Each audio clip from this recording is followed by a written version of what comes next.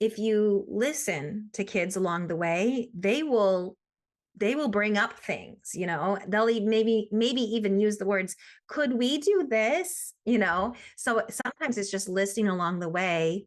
And other times it's planning ahead of time of like, I'm going to try this one different step. There's small step, right? I'm going to have the kids make the program notes this time, or, just something a little bit different. But yeah, we make it harder than it has to be. Welcome to Pass the Baton, empowering students in music education. Here, we amplify the voices of music teachers around the world who are passing the baton and creating environments where the music students are empowered. Together, we can help students transform from passive consumers to vibrant creatives.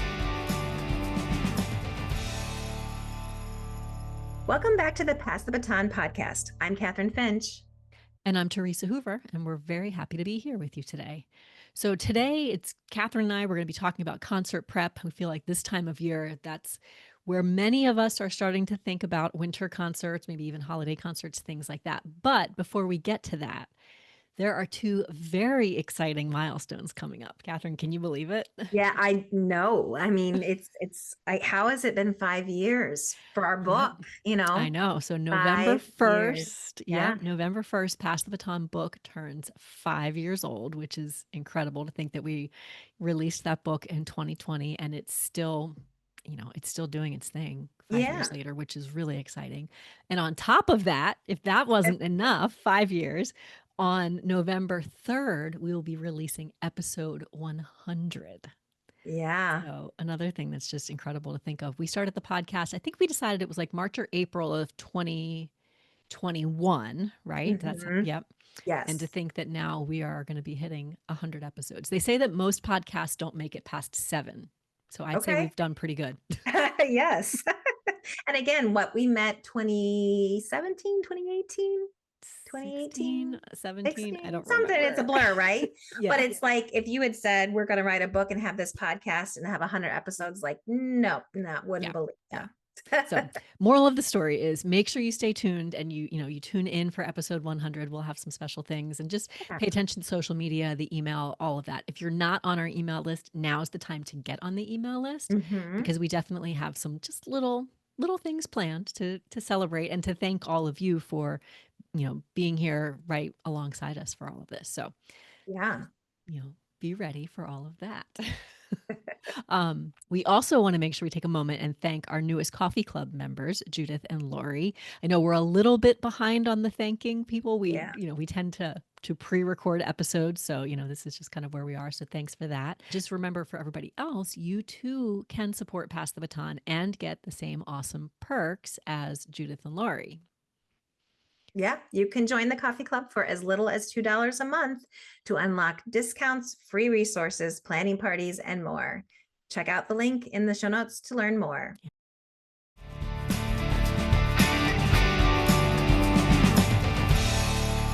Right. So shall we dive into this wonderful thing that is concert prep? Yeah, because I'm in it, Theresa. I'm in it.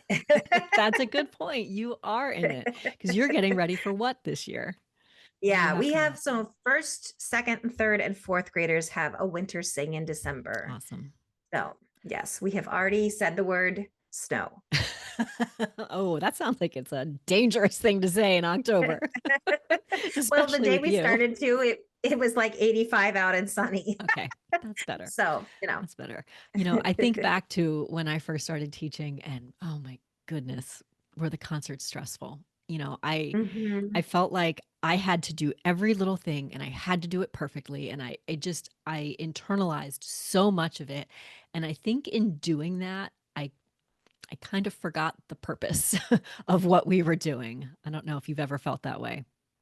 Yeah, there's so much to think about, right? And there's so much to think about and plan on top of teaching every day. So you're doing your daily and then you're also having to think forward so far in advance. It's a lot. And then depending, a big band or orchestra program or chorus or general music program, it's just a lot of kids to think about, right? Yeah. It's just Yep. And I think what I've realized now, and since we've been doing this work and since you and I have been having all these conversations since what did we say, 2016, 2017, is that yes, the concert's a big deal, but what's more important is how, if we think about the students and we think about how we can help the students feel empowered, feel included, and making sure that everyone, even those who have some maybe unique needs, special voices, how they can be heard as well. I think for me, it's like the joy of seeing them all shine on stage, right? Like Yeah. just that joy. And for me, again, I think of my fifth graders. I see them for 5 years. Some of Mhm. us see them for even longer if they've been in preschool and things like that. And to see kids just shine on stage with their friends, being independent Mhm. musicians is so cool. Yeah, So cool. absolutely. Absolutely. So I think first step that I know really helped me and I think has helped a lot of people is when we think about why we do these concerts. What's the purpose of a concert, right? Um, and what I've come to feel is that the concerts are more about celebrating their growth. It's more about showcasing the students. It doesn't matter about me and what I've done, but it's also Mhm. about a way to build community and to celebrate the community that is music and it is the school and all of that. So when we think about the concert as growth, as student showcase, as community building, if we only focus on that final product, I think we miss the point. Yes. Yes, and I mean, I'm right now said I'm knee deep in the winter sing. It's October. Like Yeah. it's, I'm you would hope that there's a whole bunch of learning and doing and creating Mhm. and and highlighting and fixing that are going on. And that's a wonderful process to go through, Right. right? Whether there's the end product of seeing something from it or not. It's just Mhm. like going through that as musicians. So yeah, Yeah. just for us to have this starting point of going through it and then all the growth that happens to get to that end. Mhm. Yeah, and we want that concert to feel like it is that learning experience. And Catherine, as we're Mhm. talking about this, just a quick aside, prior to hitting record, we were talking about. Hopefully, it's okay that I mention this. Your son's running a marathon this weekend, Yes, he is. and Chicago you know, Marathon. Yeah. any marathon runner will tell you it is not about those 26 miles that you do on race day. It's about Yeah. everything that you put in before that. And I think that's what we have to Yeah. remember with the concert as well. It's everything that goes in before, all of that preparation, all of that learning, all of just that joy of being musical. And sure, the icing on Mhm. the cake is when we get to do the performance. And for your son, the icing on the cake is when he gets out there and he runs his race with, those thousands of people and spectators and whatnot. So Yeah. we can think about it very similarly. So when we think about the concert from a student empowerment lens, right? A lot of that comes from just making sure students have a voice in the process. We talk about student voice almost every single episode. Now, 99 episodes of talking about student voice, right? And we want to make sure that the voice for students not only happens during the day to day, but it's also going to be able to be showcased at that final performance. Yeah, and I think we think sometimes those are kind of extra things or hard things to do, but they're not. A and B.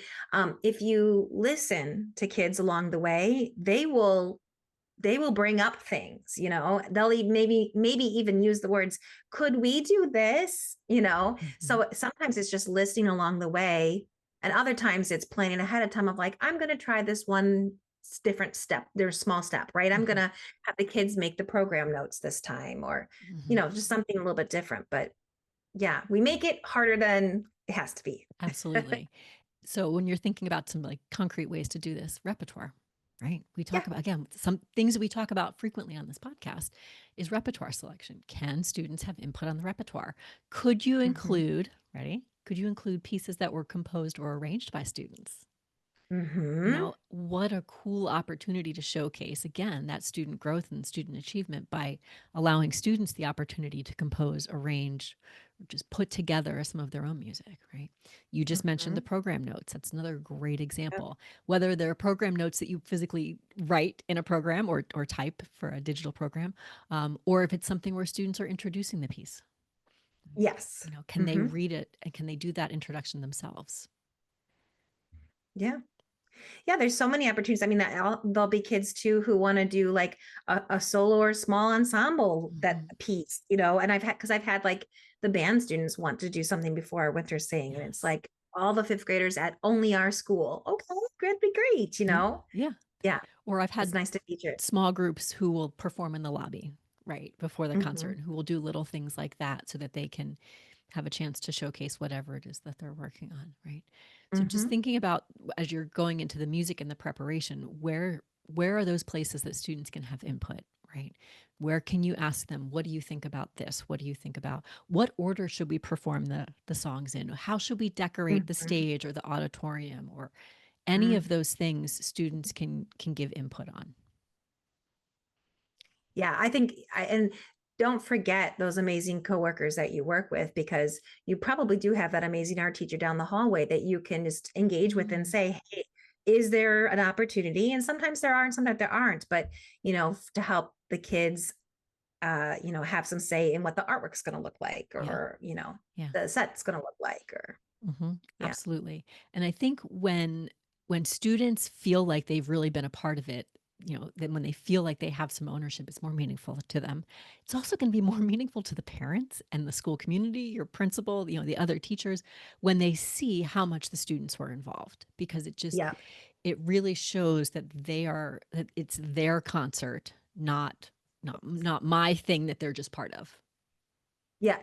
The level of independence and Mhm. excitement and engagement you can physically see, Yeah. and your parents will too. I mean, yeah, so that will not go unnoticed. Yeah, absolutely. So I think those are just things to think about, and again, a lot of these are not things that are new to some of you, but maybe they're just good reminders of things that we want Yeah. to be considering as we go into this concert season. Now, this next idea we want to talk about, Kathryn, this is something that you're good at. It's thinking Well, about our students who may have different needs, right? yep. And how we can help them feel included and feel empowered when we're going into a performance.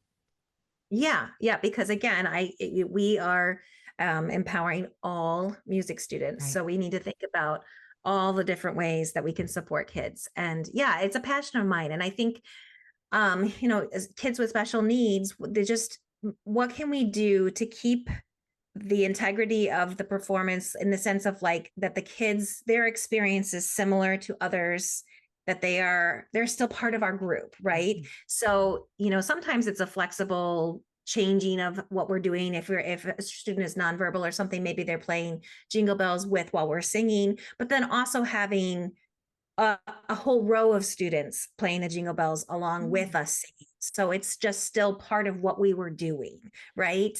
That that is not just one jingle bell, but there's a whole row of them, and it goes perfectly with what we were doing anyways. Right. Or if a student needs to maybe do movement to be a part of the song, why not the whole class that's on stage, all 20 kids on stage, with the scarf. And so again, it's just an inclusive experience, but a way that all students can reach the work, right? Yeah. And I think that's an important the way they're talking about all students is really an important way to think about it, because it's not like, oh, you're not going to sing, so instead you and you alone do this, but having everyone do it, that Mm-hmm. makes so much more sense.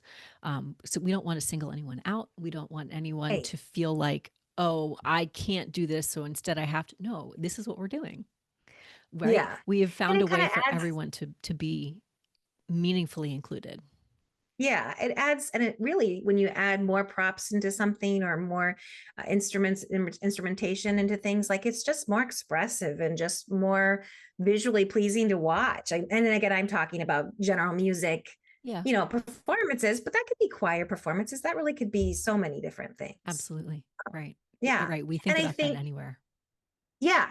And I think too, I remember, because I have amazing coworkers that have helped me, you don't have to do it alone. Like walk down the hall in October and talk to that special ed Yeah. teacher or to somebody else and say, hey, I have a student currently right now who um, has is visually impaired, and so like how am I helping her to learn the music, and she's absolutely loves it. So like how are we translating things to braille? Are we She can see some things, that just has to be very much zoomed up. Mhm. So like how do we make things that can go onto her iPad so she can blow it up in the zoom and things like that. But I'm thinking about it now, just so that along the way we're keeping her with us.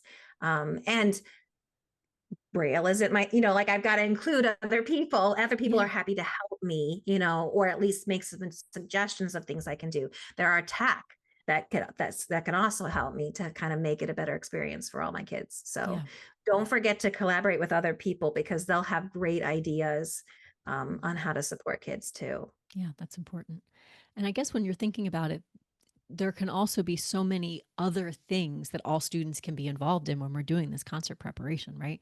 We're talking about the Mhm. music making because that's obviously what's so, is front of mind for many of us. But there's also things that happen behind the scenes that can be beneficial for students of all, you know, um, abilities, ages, needs, things like that, right? Yeah. Oh, yeah. I mean, again, yeah, thinking about musicals and other things, like there's always kids that need to run the soundboard and the light board and prop with props and things like that. And I usually, as I usually ask them to, or, require them to be part of the performance so that they are seen in some way singing with the groups, but then they have this chance or this break or this Mhm. interest that they get to also have Yeah, in another, way participating for sure. absolutely. But yeah, and kids love that. They really do Oh, love yeah. that. I think there's so many different things that they can be a part of. And it's also, again, it's great for even students who don't have, special needs because they get to be a part of it. They get to Hmm. have, Hmm. have that. And, if we want to think about it this way too, it takes one thing off of your plate, right? If you have a Yep. student run stage crew, that's one less thing that you have to be worrying about. So Yep. let them have that ownership. Yeah. How about the environment? Sometimes concerts can be a little overwhelming for any of us. Yeah. Well, yeah. And so I do, there's lots of kids with that are anxious about performances and just kind of trying to normalize that. There's lots of good children's books out there too that just kind of talk about, kind of leading somebody through a performance and to Mhm. take deep breaths and things like that. There's also just like making sure when you're in that space, what supports do kids need? Do we Mhm. if we're worried about someone feeling anxious and might need to go leave, like can we make a quick a quiet exit, right? Like a Mhm. place where, or they know where the students, their teachers are going to sit.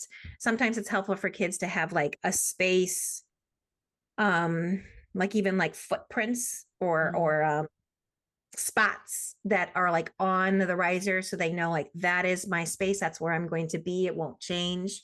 Mhm. um but yeah, like just kind of thinking through your spaces, taking some of your coworkers with you that are specialties to say like, even if it's the social worker and like how do I make this more calming for somebody or Mhm. whatever, like just to get some brainstorm some ideas about that space is really wise, right? Because you're not in that space until the end.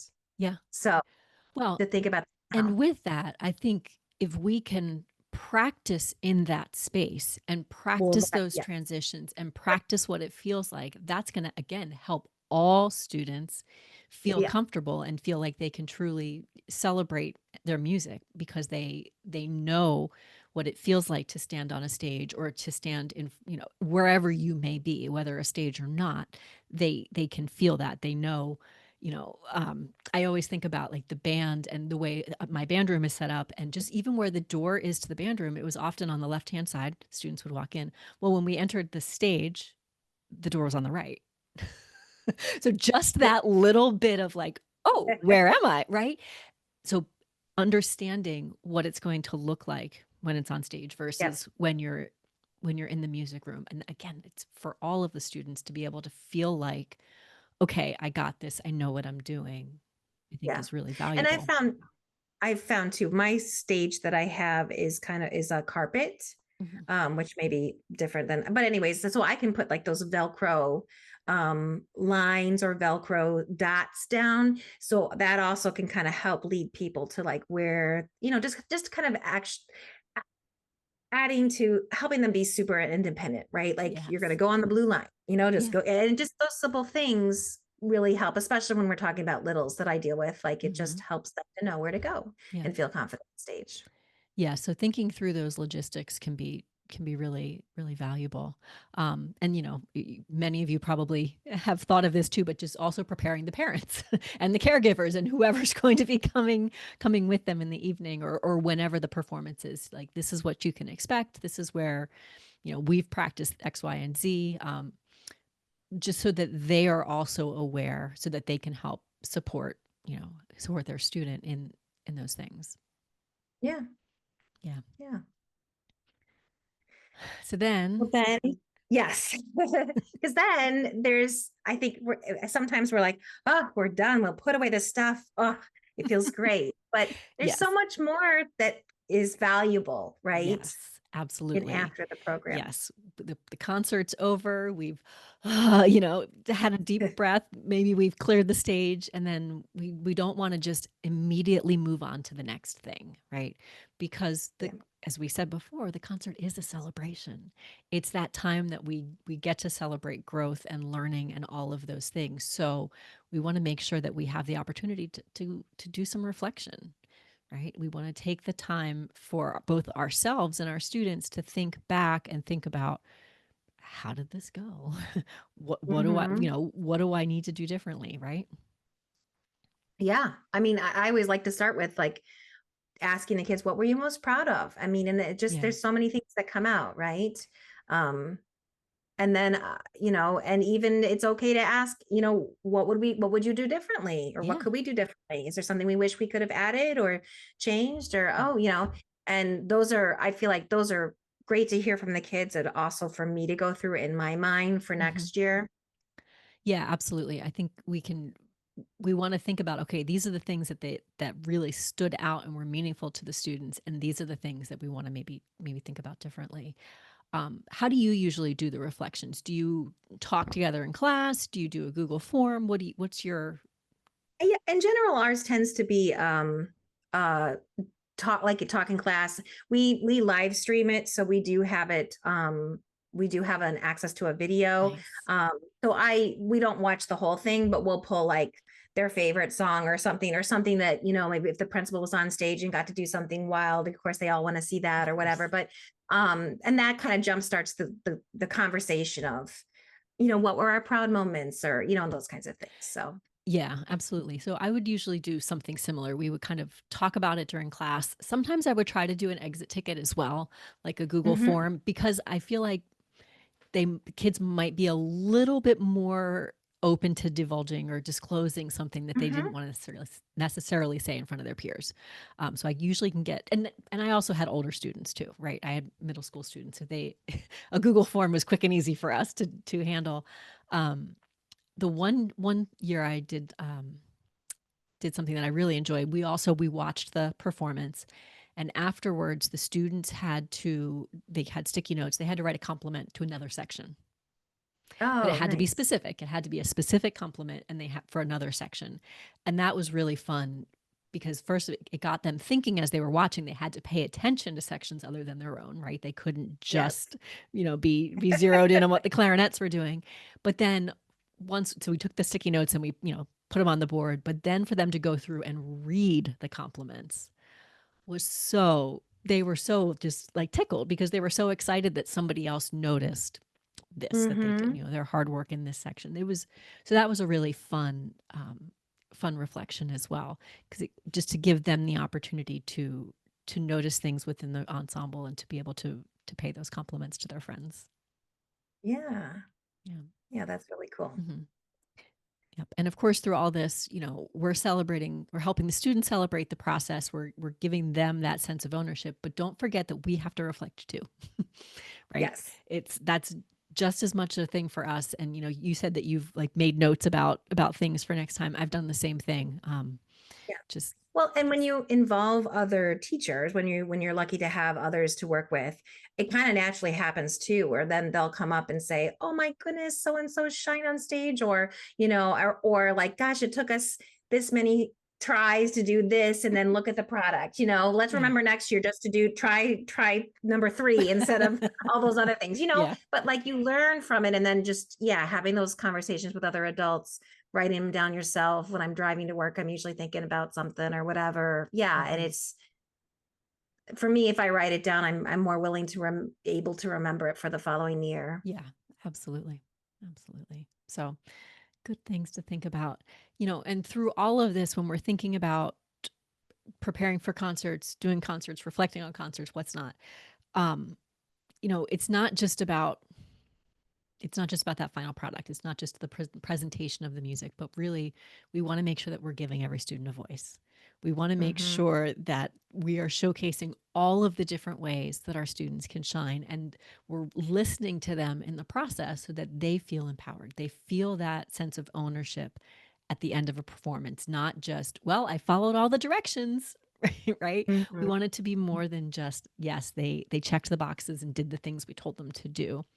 We want them to Mm-hmm. feel like they're musical and that they were a meaningful part of what we just shared.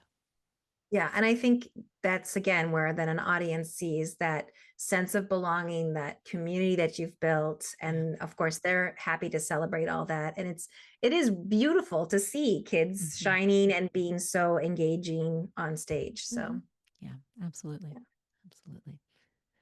So we want to also remind you, if you're thinking about all these things and thinking about how you might be able to help with student voice during your concert and whatnot, we do have a resource on the website for concert song introduction. So if you're interested in giving students a voice in that way, you can check that out. I'll put a link to it in the show notes so you can go right to it and download that resource. But we hope that you try something different this coming, you know, concert season. And you've got time. It's only October, right? If you're listening when this comes out, you have potentially a month plus before before winter performances, whenever they may be. So think about what's something that you can try to make sure that all students have a voice in the concert prep and in that performance, making sure that you're including all voices, you know, in whatever way is going to be meaningful for them, and just see what you can do. Yeah. I think a little bit goes a long, long way. Absolutely. Try it. Absolutely. And if you do try Okay. it, of course, reach out and let us know, because of course we want to hear how it goes, right? Yes, So we be do. sure to share. You can shoot us an email, share on social media, any of those things. But we, you know, we're here, we're on your side, we are rooting for you, and we want to see what kind of difference it makes in your classroom.